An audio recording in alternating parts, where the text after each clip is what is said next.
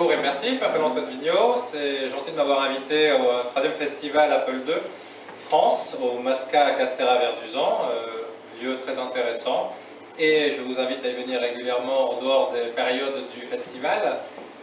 Je vais vous parler cet après-midi dans cette session de la Kansas Fest. La Kansas Fest, c'est un événement américain. C'est une convention annuelle qui est dédiée à l'Apple II, qui existe depuis 29 ans. Et cette année, on fêtait les 40 ans de l'Apple II, donc c'est un grand événement. Il y avait à Kansas City, Missouri, parce que Kansas City est une ville située au centre des États-Unis qui est sur 2 États. Missouri et l'autre, ça doit être le Kansas probablement. Et ce sont 100 personnes qui se sont retrouvées cette année autour de l'Apple II. Et il y a une organisation super pro qui est réalisée par le comité de la convention, dont le président est Sean Fahey, que vous connaissez probablement, vous en avez entendu parler. D'autres personnes s'occupent de la logistique, certaines sont sur place et s'occupent plus particulièrement de la relation avec la Rockhurst University, c'est l'université qui nous reçoit. Nous dormons dans des dortoirs, soit en chambre individuelle, soit en chambre par deux. Il y a un découpage qui se fait coin bruyant, c'est-à-dire que vous pouvez laisser votre porte ouverte et discuter toute la nuit. Vous acceptez ces conditions-là. Vous avez le coin calme où il ne faut plus faire de bruit le soir et laisser les gens dormir. Il y a différents concours organisés pendant la convention, qui a lieu en général deuxième semaine de juillet jusqu'à la fin de cette deuxième semaine. Là, c'était du 17 au 23, je crois. Pardon, je vérifie les dates. C'était du 17 au 23, ça tombe bien. Et chose extraordinaire, c'est que nous y étions, mon ami Olivier Zardini et moi-même du groupe Brutal Deluxe Software, et nous avons été invités comme les keynote speakers, c'est-à-dire les personnes qui sont invitées pour parler et faire le discours d'introduction en fait de la convention. C'est un grand honneur pour nous, on a beaucoup apprécié, nous avons été reçus comme des rois, et même pas comme des princes, mais comme des rois, tout le monde s'interrogeant sur notre bien-être, c'est très agréable. Et il y a, à savoir, il y a un règlement respecté. Vous voyez, autour du cou, j'ai mon petit dossier bleu. Certains l'ont rouge, ça veut dire interdiction de prendre la personne en photo. Il y a des choses comme ça. C'est très très bien organisé pour ça. Et à l'arrivée, vous vous enregistrez, vous avez droit à un petit dépliant, le mini-manuel, avec le découpage, pour le rappel du règlement, la présentation, je peux faire circuler la présentation du lieu, cette université américaine qui forme des leaders. Vous avez après, derrière, par jour, l'ensemble des sessions. Alors comment ça marche? Les sessions se déroulent en sous-sol, dans une grande salle qui peut contenir la centaine de personnes. 100 personnes, c'est le maximum de l'acceptance pour l'invité. C'est la première fois depuis 1994 que nous étions complets. Donc c'est quand même un grand succès. L'Apple II reste vivace, et ça c'est quand même agréable. Avec des renouvellements, des personnes aussi qui viennent de renouvellement de génération, et des personnes qui viennent d'à peu près partout dans le monde.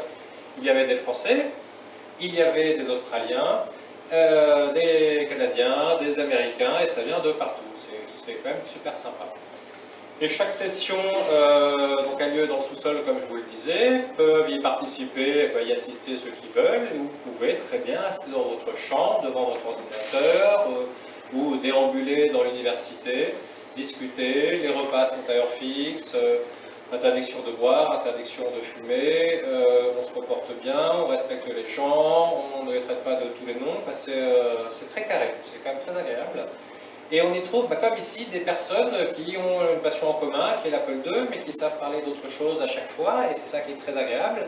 Et des personnes aussi bien ingénieurs que softeux, que spécialistes de la numérisation de documents. Vous pouvez parler de tous les sujets, et c'est vraiment très très sympa. On retrouve la même ambiance qu'ici.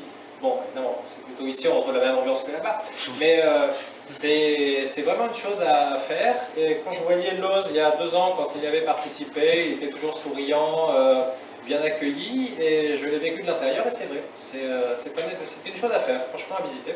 Bon, il faut parler anglais. C'est là qu'on comprendra qu'il y a quand même beaucoup de Canadiens et de Québécois qui ont appris le français à l'école, qui ont tout oublié. mais certains ont fait des efforts pour parler, c'était super sympa en plus. Donc il y a je vous disais, des événements en parallèle. Il y a ce qu'on appelle le garage giveaway. Qu'est-ce que c'est? C'est Sean Fahey qui vient avec un gros camion et qui transporte des tonnes de matériel. Il y avait 5 tonnes cette fois-ci, mais quand je dis matériel, ce sont des ordinateurs, ce sont des documentations, ce sont des disquettes, ce sont des périphériques, et tout est donné gratuitement. La contrepartie, c'est que vous laissez un petit billet dans une urne pour la logistique. Mais le plus impressionnant, c'est que tous les ans, il revient avec 5 tonnes de matériel. Il revient tous les ans avec un certain tonnage de matériel. Là, exceptionnellement, il y avait beaucoup, parce que le principe, c'est de se débarrasser, parce que ça fait quand même longtemps et qu'il vaut mieux que ça trouve une nouvelle maison. Non, mais même si c'est la moitié, c'est énorme déjà. Collecter autant de choses, c'est impressionnant. C'est énorme, oui, c'est énorme. Donc là, tout le matériel est parti, les disquettes sont parties, les livres restent, hein, il reste des documentations Microsoft, Windows, Server NT, qui sont bizarrement restés, on ne sait pas pourquoi. Le reste est parti, et il y a une règle à respecter, c'est qu'on ne cache pas, on ne vole pas, on peut repérer avant, et on attend le signal de départ du mercredi matin pour aller se servir. Évidemment, c'est après un gentleman agreement. Si 2 personnes sont intéressées, vous pouvez tirer au sort, vous pouvez faire un échange sur un autre produit. Donc c'est bien réglé et tous les gens repartent avec un grand sourire. Votre règle, c'est que vous ne revendez pas sur eBay la chose qu'on vient de vous donner. C'est quand même la moindre des politesses.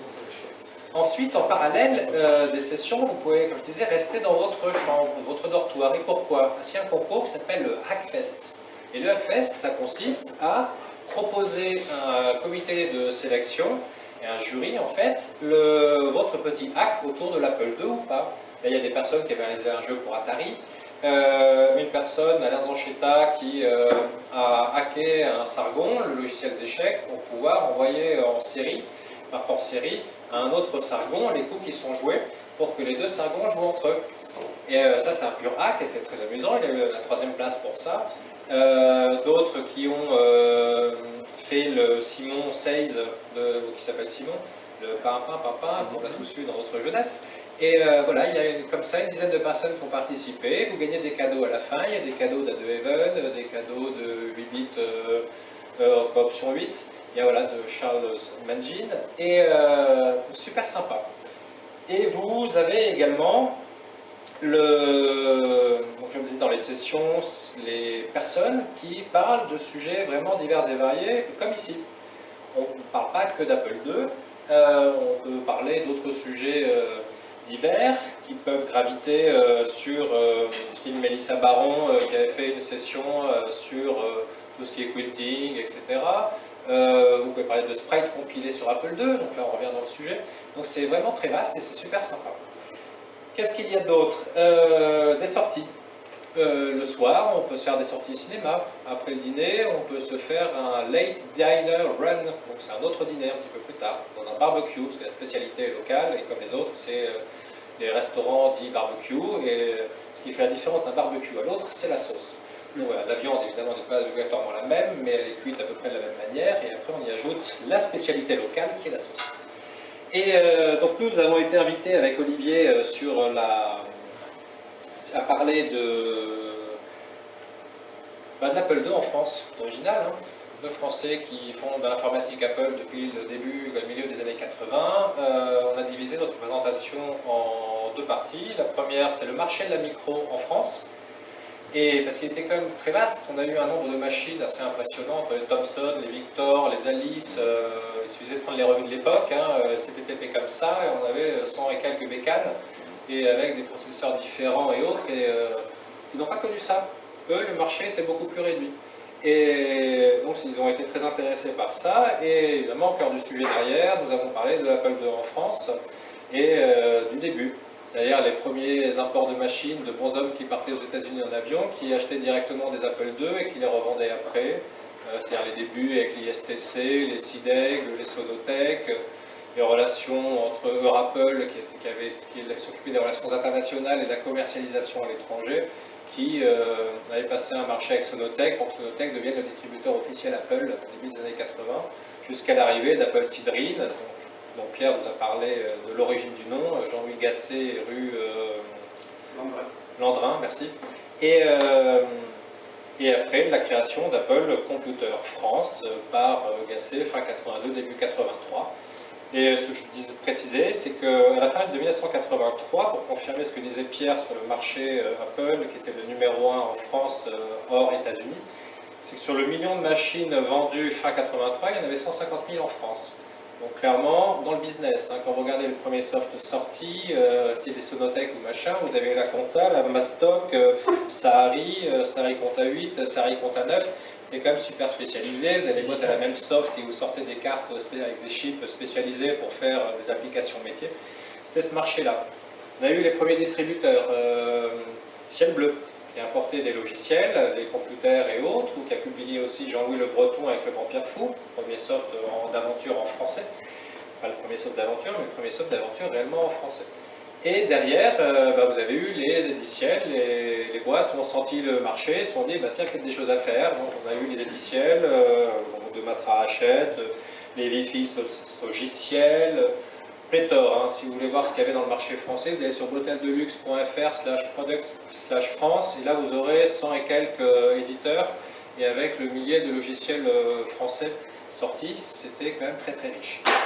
Donc on a parlé de ça et après nous avons continué à déambuler, à rencontrer nos amis d'un peu partout et on en a profité aussi pour participer à l'autre concours. Il y en a deux autres, c'est le concours de la plus jolie cravate. Ça, on n'y a pas participé. Roger Wagner était le spécialiste de la jolie cravate originale, il a souvent gagné le prix. Et là, on a fait un autre. On a participé au dernier concours, c'était la décoration de la porte du dortoir. C'est dans le Room Contest. Et là, vous faites ce que vous voulez. Il y en a qui ont fait avec les produits de Plamen et un Pico projecteur, fait défiler des 0 et des 1 sur leur porte. D'autres ont mis une peinture accrochée, une peinture sur leur porte, d'autres n'ont rien fait du tout.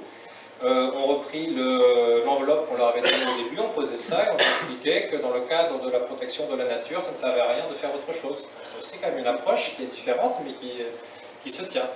Et nous, ce que nous avons fait, Olivier a eu l'idée, on a imprimé l'ensemble des screenshots qui avaient été réalisés par Arnaud Coquière de French Touch, qu'il avait mis sur son site contrôle-pomme-reset.fr. Et il y en a 250. Olivier les a tout imprimés dans une grande surface. Et on a mis ça sur notre porte. Donc il y avait 250 photos de soft français de l'underground. Et c'est super sympa parce que ça décorait, c'était très joli. Et on a eu la chance d'être premier ex-aequo avec Mélissa Baron et sa peinture. Et donc Mélissa a gagné parce que nous avons déjà été reçus avec les honneurs et qu'on considérait que c'était suffisant et qu'on aimait bien l'œuvre de Mélissa. Et on continue, c'est un peu comme ici, c'est-à-dire vous savez que vous démarrez tôt, vous ne savez pas quand vous allez vous arrêter, et après vous vous rendez compte qu'il est déjà 4 h du matin et qu'il est peut-être temps d'aller dormir un petit peu avant de se réveiller à 6 pour se préparer, aller dans les douches communes pour se changer et repartir devant votre ordinateur. Et ça pendant une semaine. Alors il faut savoir, pour nous Français, avec nos nombreuses semaines de vacances, c'est quand même quelque chose d'acceptable, on peut récupérer. Les Américains, pour certains, ont quand même peu de semaines de vacances. Et sur leurs peu de semaines de vacances, ils en passent déjà une à ne pas dormir. Donc vous voyez, c'est un petit peu compliqué. Donc ils font quand même des concessions qui sont très importantes. Mais voilà, ça se fait avec le sourire, dans une bonne humeur, et pendant une semaine, on s'amuse, on échange, on bidouille, et c'est quand même super agréable comme chose. Donc c'est un événement auquel je vous invite à participer, et ce que l'on fait, comme ici, c'est qu'on fait une photo de groupe à la fin. Et pour célébrer les 40 ans de l'Apple II, nous avons fait la photo de groupe en forme de 4 et de 0 pour représenter les 40 years. Donc voilà, nous sommes les 100 personnes, moins celles qui ne voulaient pas être prises en photo. Il faut repérer s'il n'y en a pas 2 ou 3 avec le petit bandeau rouge. Et donc on s'est mis, photographié par Jason Scott pour la postérité et fêter les 40 ans de l'Apple II. Donc allez-y, c'est super agréable, super sympa, l'avion c'est super facile et très enrichissant. Si vous avez des questions, n'hésitez pas. Oui, Yannick. Rappelle-nous à peu près quelle époque dans l'année? De mi-juillet, la deuxième semaine de juillet, là c'était du 17 au 23 D'accord. juillet. C'est toujours à peu près à cette période-là. Ok. Et la deuxième chose, Est-ce qu'on sait les motivations des gens qui veulent pas être pris en photo? Oui. Et je ne les donnerai pas parce que je les connais, mais je te les dirai off the record. Ok. Voilà. Non, c'est protection de sa vie privée, pour la majeure partie des gens. D'accord. Ils veulent rester maîtres de leur image. Ok. Voilà, c'est plutôt ça qu'il faut retenir. Et qui ne sont pas forcément censés être là. Ah, j'en ai pas vu. Non, parce que ça arrive. Non, mais il doit y en avoir, probablement. Autre question? Est-ce que ça donne envie d'y aller? Est-ce que les Américains, comme nous ici, produisent de nouveaux softs pour l'Apple II? Là, dans la population qu'il y a eu, il y a quelques softeux, quelques bons hommes. Il y avait David Schmenck, celui dont j'ai déjà parlé 2 fois et que j'aime beaucoup, dont j'aime beaucoup les réalisations, qui produit. Il y avait dans une session Monsieur Lemert, Matt, je crois, Marc, pardon, je ne me rappelle jamais de son prénom, Marc Lemert, le monsieur de Nox Archaïste, qui est en train de faire un jeu, un RPG à la sauce Ultima, avec une équipe, et qui va lancer un crowdfunding, je ne sais plus comment il s'appelle, le plus célèbre. Un Kickstarter? Pardon? Kickstarter? Kickstarter? Oui, merci, c'est ça. Un Kickstarter sur, sur Nox Archaïste, son RPG. Qu'est-ce qu'il y a d'autre au niveau logiciel? On trouve aussi bon, non pas les R2 pour rejoindre la session de Stéphane, les Reactive Micro, les Ultimate Micro, toutes les personnes comme ça qui produisent du matériel sur Apple II. Il y a les équivalents des Mario Patino qui nous présentent chaque année leurs nouveaux produits. Des sessions sur le nettoyage, la réparation de matériel. Un monsieur qui nous a présenté ça et moins approfondi que ce que nous a fait tout à l'heure Philippe, mais qui se tient tout autant et c'est très enrichissant, on couvre des sujets très différents. Et voilà, toutes les populations sont représentées. Vous avez un père et son fils qui viennent et qui font de la robotique également. Et ça peut se faire avec des Lego, parce qu'il y avait une carte Lego qui existait, la TC Card là, qui se connectait dans un Apple II. Il y a, voilà, chacun vient avec son centre d'intérêt, propose une session à l'ensemble, comble les trous. Après, quand les sessions sont remplies, on s'arrête et l'agenda est imprimé. Et ensuite, il participe qui veut. Et pour ça, c'est comme ici. Hein. Si vous avez envie de rester sur votre ordinateur, vous pouvez venir m'écouter. Et ça, c'est super sympa, de venir m'écouter. Est-ce qu'ils ont une orientation sauvegarde du patrimoine logiciel et matériel américain lorsqu'ils trouvent des raretés? Ici, matériel, il y a les 2-3 collectionneurs ou qui étaient revendeurs, et pas revendeurs, mais services après-vente, et qui ont récupéré d'Apple et d'autres personnes de chez Apple un certain nombre de matériel prototypes. Les cartes fibre optique, les cartes Ethernet, les Mark Twain, donc le ROM 4, Apple 2GS et autre chose. Partie logicielle, oui, c'est toujours pareil. Il y a 4AM qui vient là et qui se met dans un coin et qui propose qu'on lui apporte toutes ces disquettes originales et pour les numériser, les sauvegarder et ajouter ça sur archive.org. Donc oui, il y a cette orientation et ça c'est cool. Numériser une disquette, ça c'est... Oui.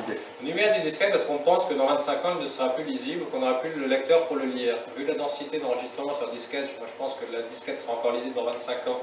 Avec l'ordinateur Apple II, vu sa simplicité et sa robustesse, sera encore utilisable. Après, les disques durs qui crachent, les clés USB, les technos modernes qui changent tous les 2-3 ans ou tous les 5-10 ans, on n'a peut-être pas la garantie. Donc quand vous faites des archivages de vos disquettes, les numérisations des disquettes, vous mettez ça sur un disque dur sur le cloud en disant ça y est, comme ça, ad vitam aeternam, pensez à faire des copies de sauvegarde quand même et de temps à autre à relire votre disque dur pour vérifier qu'il est toujours là. Parce qu'après, même si le disque dur sera peut-être encore fonctionnel, il faut penser aussi aux logiciels qui permettent de relire le contenu du disque dur. C'est un peu ce qu'on dit sur les lecteurs de bande, les sauvegardes en entreprise. C'est bien d'avoir du LTO machin et de la bande qui compte comme ça, mais 10 ans après, quand vous avez changé votre robot de sauvegarde qui n'est plus en même technologie, c'est quand même vachement plus compliqué. Même quand c'est le même modèle, parfois. Oui. Voilà, c'est le genre de choses auxquelles il faut penser. Donc il faut multiplier les sources quand même, Véhicule. mais ils le font et c'est très bien. C'est très, très bien. Qu'est-ce qu'a présenté 4AM cette fois? Il a fait une présentation ou pas? Oui, Fourier a fait un update sur Passport et le nombre dans les évolutions de Passport, donc plus de systèmes de protection reconnus grâce à l'ajout de Cucumba, Peter Ferry qui a ajouté beaucoup de choses pour automatiser les cracks de nombreux logiciels. Et Fourier a fait un update en nombre de logiciels sauvegardés qui n'étaient pas encore préservés. Et donc ça a grossi, mais à chaque catalogue qui sort, que l'on numérise, on se rend compte qu'il y a encore plus de logiciels à numériser, toujours dans le marché de l'éducatif, majoritairement. Là, dans le dernier catalogue que j'ai numérisé, que je leur ai envoyé, il y a des softs Mindscape, comme un éditeur réputé et connu, qui aurait édité une vingtaine de softs dont on n'a jamais entendu parler. Voilà, pourtant, le catalogue n'est pas vieux, il date de 88, donc ce sont des catalogues pour le marché de l'éducation américain. Donc logiquement, les écoles pouvaient être intéressées et les acheter, et on ne les a jamais vus, ces softs-là. Scholastic. Comme Scholastic, par exemple, exactement, oui. Il y en a quelques-uns. Est-ce qu'on sait si est-ce qu'on sait s'il y a un événement équivalent au Japon? Je ne sais pas très bon. D'accord. Je ne sais pas s'il y a des événements équivalents au Japon. C'est juste parce que, je ne sais pas trop s'ils sont dans une attitude de nostalgie, mais les Japonais, typiquement, quand ils s'intéressent à un sujet, c'est des fous furieux, quoi. Donc, si un jour ils s'emparent du sujet Apple II, on risque d'avoir des choses très étonnantes. D'accord. Mais je ne peux pas te dire, je ne connais pas le... Je vais immédiatement demander à mon fils qui est au Japon. Ah On oui, va demander à un certain Patrice T qui est au Japon en ce moment de se renseigner pour savoir s'il n'y a pas... Mais je ne sais pas trop par contre s'ils sont sais pas comment on va faire. trucs archaïques en fait. Je ne sais pas. Il y a également des podcasts, donc les personnes, il y a les Carrington, Langston, Quinn Dunkey, il y a toutes les personnes qui ont des podcasts autour du rétro-computing qui se retrouvent et qui font un méga podcast. Et donc il y a une dizaine de personnes qui discutent et qui s'enregistrent pour parler de tous les sujets autour de l'Apple II et du rétro-computing. Voilà.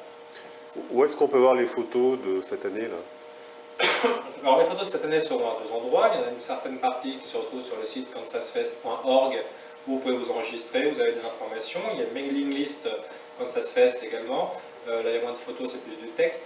Et vous avez après Juice.js, la revue trimestrielle de l'Apple II, qui va publier encore l'année prochaine et qui fait un compte-rendu dans le numéro de septembre de la convention d'avant. Voilà. Deux questions intimement liées. Est-ce que l'engouement pour le rétro-computing, c'est un phénomène plutôt national, européen, ou est-ce qu'au contraire c'est vraiment mondial? Est-ce que là-bas tu as vu qu'il y avait vraiment un engouement, en tout cas un regain d'intérêt pour le rétro-computing, ou est-ce que c'est quelque chose qui est vraiment beaucoup plus localisé? En tout cas, il y en a un autour de l'Apple II, puisqu'on a été 100 et c'est la première fois depuis 1994 que c'est complet. D'accord. On s'est posé la question, c'est amusant, et on pense qu'il y a un regain d'intérêt, et pas uniquement sur l'Apple II, mais là on l'a vu que de la fenêtre Apple II, clairement, et on a constaté que c'était vrai, et pas uniquement USA centrique, ouais. Puisque nous avions des Australiens. Bon, après, c'est vrai que c'est quand même à 90%, il y a 4 Australiens, il y avait 4 Français, mais pour 2 qui travaillaient aux États-Unis. Ah, ça fait le même Donc ça fait 6 étrangers sur 100. D'accord. Et la deuxième question liée, c'est, pour peu que vous en ayez parlé justement, est-ce que le sentiment général c'est plutôt que c'est du bruit, de la pollution, ou est-ce qu'au contraire c'est plutôt bien accueilli et on trouve que c'est vachement intéressant, que plein de gens s'y intéressent? On trouve ça intéressant parce que les gens apportent un regard nouveau quand ils viennent de l'extérieur. Mais c'est vrai que quand ça reste purement USA-centrique, au bout de 30 ans, ils ont fait le tour d'à peu près toutes les choses. Là, je pense qu'on a apporté un éclairage un peu différent sur le marché de l'informatique vu d'une autre fenêtre. Et ça serait intéressant, par exemple, qu'il y ait la même chose réalisée par les Australiens l'année prochaine. Et c'est quelque chose qu'on a ressenti aussi si vous êtes abonné à JustJS, et si vous ne l'êtes pas, je vous invite à y aller. C'est qu'il y a un numéro à chaque fois qui couvre des zones géographiques différentes. Ça c'est très intéressant parce qu'on a toujours sa fenêtre. Moi, quand j'étais en France, je savais qu'il y avait des revues aux États-Unis, des machins, mais bon, je ne voyais rien. Et eux, de leur côté, quand vous êtes 200 et quelques millions, on n'a pas besoin de savoir ce qui se passe en France. Vous en moquez déjà. Et quand vous en moquez, il n'y a pas d'intérêt. Tous les éditeurs sont locaux et locaux. Donc pourquoi s'ouvrir au reste du marché et au reste du monde. Et là, je pense qu'il y a des nouvelles technologies de l'information, comme les Facebook et autres, même si ça reste un peu du superficiel et du pur visuel, ça permet aussi de mettre en relation des gens qui sont disséminés sur la Terre entière. On avait les Usenet il y a 20 ans, c'était super sympa. Alors, je me souviens de mes premiers mails, les premiers chats, le premier notebook que j'utilisais à la fac à Bordeaux en 92. C'était super sympa, mais ça envoyait du pur texte. Et bon, voilà, c'était rapide, on se connectait au monde. Et tandis que maintenant, on peut aller faire une photo pour dire, regarde, c'est quoi le condo qui a pété, et il y a le machin qui vous répond dans sa time zone 3 heures après, et qui vous dit, tiens, tu devrais acheter le machin sur le site mouser.com, il est en promotion en ce moment. Et on connecte les gens, après, on les connecte de manière un peu superficielle. Donc il faut voir comment on approfondit ça. En fait, la question sur l'accueil, sur la perception, c'était plutôt par rapport à des gens qui n'ont pas connu cette époque, qui sont des néophytes, qui viennent là en badaud ou en curieux. Est-ce qu'ils sont plutôt bien accueillis ou est-ce qu'au contraire, c'est allez vous faire voir parce que franchement, vous n'êtes pas du sérail quoi? Ah non, pas du tout. D'accord. Tout le monde est très bien accueilli. Et après, vous pouvez très bien participer ou pas. Ça, c'est aussi autre chose. Et ça, c'est lié au règlement. Un gars qui reste dans son coin, s'il est venu et qu'il n'a pas envie d'échanger, il va rester dans son coin et laissez-le dans son coin. Voilà. Et l'autre qui arrive, qui vient vous dire bonjour, ne le rembarrez pas. Voilà. C'est très respectueux de la personne. Ça, c'est très agréable.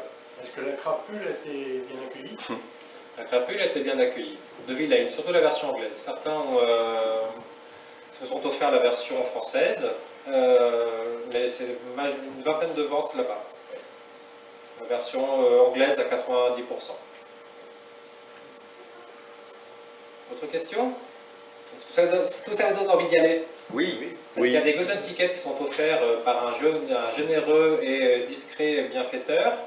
Et la personne ou les personnes sont tirées au sort et leurs frais d'inscription sont offerts par ce généreux donateur. Pardon. Il y a une liste d'attente, il y a une liste d'inscription. Non, je crois qu'il faut s'inscrire et votre nom est tiré au sort. Ouais. Je crois que c'est comme ça que ça fonctionne. L'année dernière, il y en avait eu un, et là, je crois que cette année, il y en a eu 2 ou 3. Je ne sais plus, c'était pas Mario qui m'avait dit qu'il y en avait eu plusieurs cette année, je crois, non? Je ne sais plus, quelqu'un me l'a dit, et il y en avait peut-être eu 2. Question peut-être, question financière, le coût d'un voyage là-bas, ça revient... Alors, nous, en tant que keynote speaker, nous avons été invités, donc les frais d'inscription et une partie des frais de voyage ont été payés, mais ça couvre les frais d'inscription. Comme on s'y est pris à l'avance pour les billets, en considérant c'est-à-dire en enlevant tous les tracas de trajet que l'on a eu pour y aller et pour en repartir, ça nous est revenu à environ 1 000 €. Par personne. C'était en fait, on a fait à Paris-New York 400, je crois, ou 500, et après un New York-Kansas City, aéroport MCI. Alors pourquoi MCI et non pas KCI? Parce qu'en fait, la lettre K est réservée, paraît-il, pour les radios nationales, et donc on ne peut pas avoir un aéroport qui commence par la lettre K. Et donc c'est pour ça que ça s'appelle MCI pour Kansas City. Mais c'est Missouri City, je sais pas quoi, ou Missouri City. Et bon, bref, après cet aparté, ça revient à 1 000 €. Après, on peut faire de la location de bagnole, hein, c'est la même chose. Ils ont des voitures, ils ont l'électricité, ils ont des routes, c'est comme chez nous, sauf que l'échelle est plus grande. Donc, vous savez que pour aller prendre une tasse de café, c'est 2 bornes à pied, ou c'est 5 minutes en voiture. Et donc, l'aéroport est de Kansas City est à une demi-heure de la Rockhurst University. Donc, si vous avez envie d'aller faire des courses et autre chose, il vaut mieux avoir une voiture de loc. Voilà, donc c'est 1 000 € aller-retour. Hors inscription. Et l'inscription est à chambre double 340, je crois. Chambre simple 400 $. Donc voilà, plutôt vous y prenez connaissant les dates, et évidemment, moins cher sera le billet. Bon, nous, on voyage en business, hein, tout ça, ça coûte plus cher. Parce que tu le veux bien. C'est parce que je le vaux bien, exactement. Oui. Autre question? Quel autre practical job Olivier fait? Quel autre practical job? Practical job. Olivier, pendant la... Outre le Dorfest, le Dorfroom, décoration. Alors, vas-y, refais-la-moi en français, là, parce que je ne comprends pas le son de ta practical joke. Il a pas fait de blagues et de sketch et de trucs. Si. Dans la partie d'Olivier, donc sur le... Bon, la première, en fait, mais ça, personne ne l'a vu, parce qu'il paraît qu'il y a des coupures de son. On a commencé en disant qu'on était très contents et on remerciait, je peux vous la faire, hein,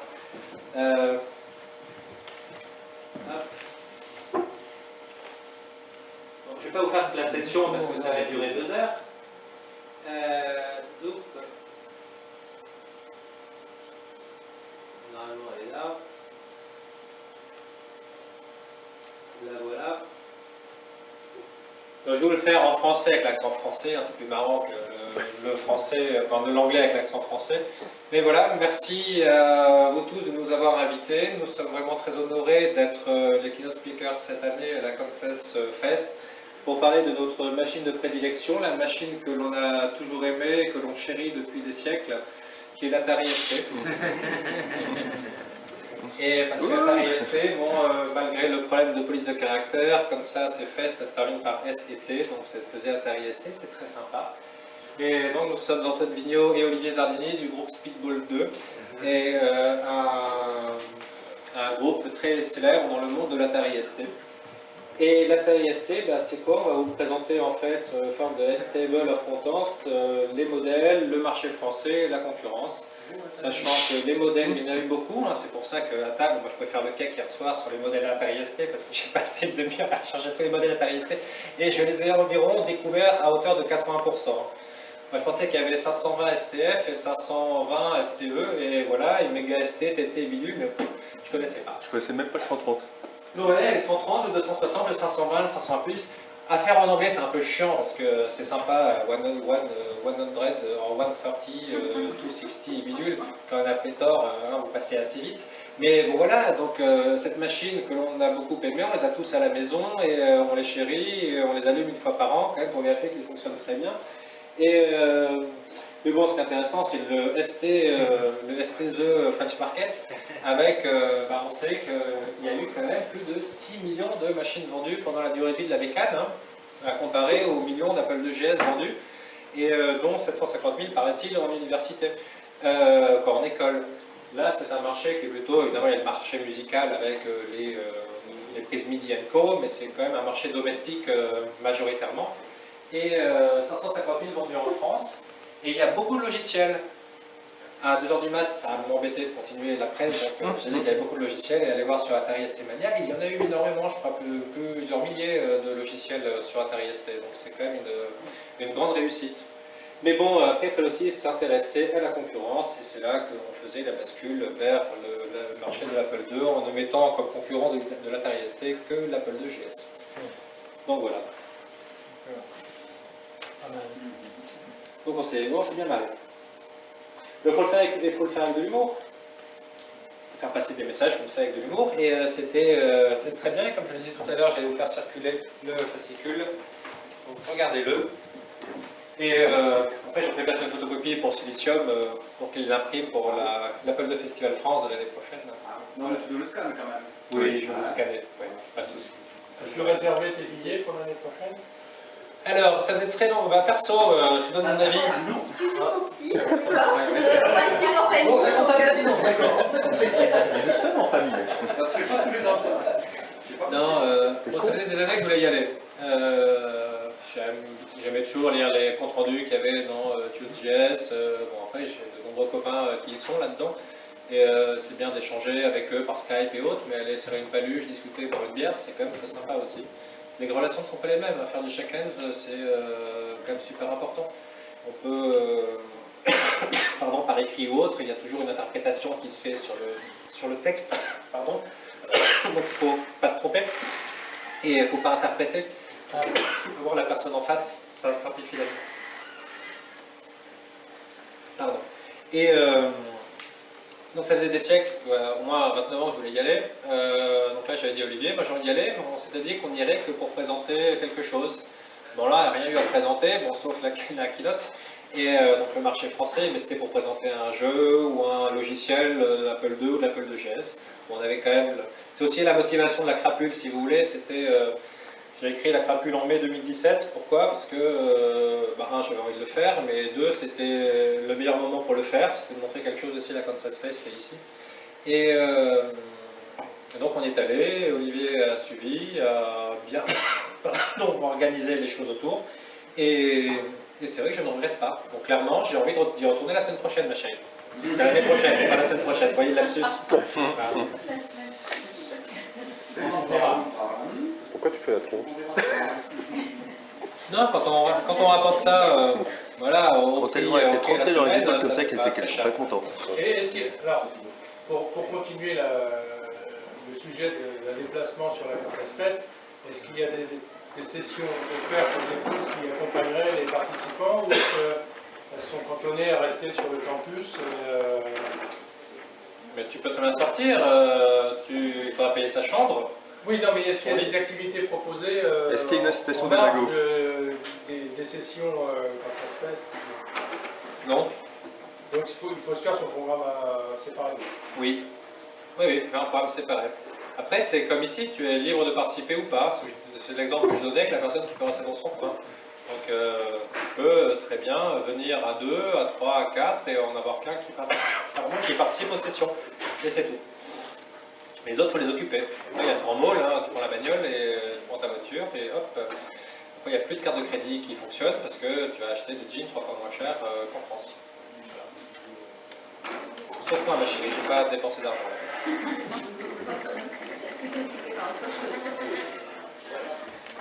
Là, j'ai touché mon bébé, fier comme un jeune père de famille, en touchant le Mark Twain, qui est le prototype Apple 2GS jamais sorti. Et là, je l'ai porté comme ça, fier, comme après la naissance de mes garçons, et de nos garçons. Et voilà, c'est le genre d'événement qui fait plaisir, qui met la larme à l'œil et qui fait des souvenirs pour toute la vie. Et ça n'a pas de prix, c'est tout ça. C'est beau. Manifestement, c'est dans les 1500 €. Ouais, mais oui, mais bon, voilà, ça se lisse sur l'année. Ça fait plus de ventibé. Voilà comment j'ai financé mon voyage là-bas. Chaque ventibé, je mettais des sous de côté. Comme ça me paye mon voyage.